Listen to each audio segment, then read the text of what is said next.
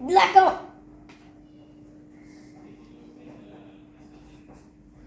You see, we're transferring the water from a higher place to a lower place. Welcome to Joshua's Learning Hub.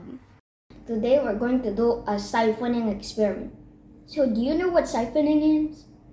Siphoning means transferring from one area of the liquid which is higher than the other container from here to there, from high to low. For us, you need three containers. Fill one of them with water. And then put one of the container upside down and put the container that contains the water on top. Next, you put this remaining container beside the upside down container. And then you put the straw, which is the tube, like this. And so, how do you make it siphoning happen? You see my straw? If you got a slot for your syringe, you better hold it, or else the siphoning wouldn't happen. And back up. You see, you need your syringe to suck in the water from the tube, so that when the water goes in and reaches into the syringe, you better let it go so that the siphoning can happen. We may start it over and over and over again. Notice what happens.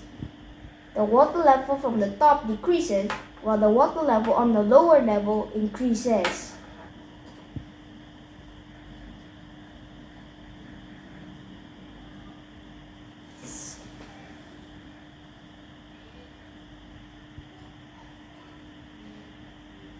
Look at it go.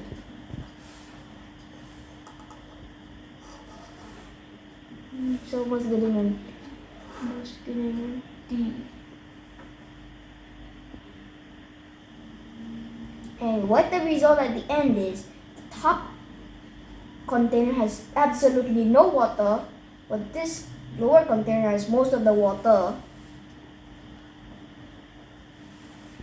Until it stops siphoning, you take the straw off and compare the volume of the liquid.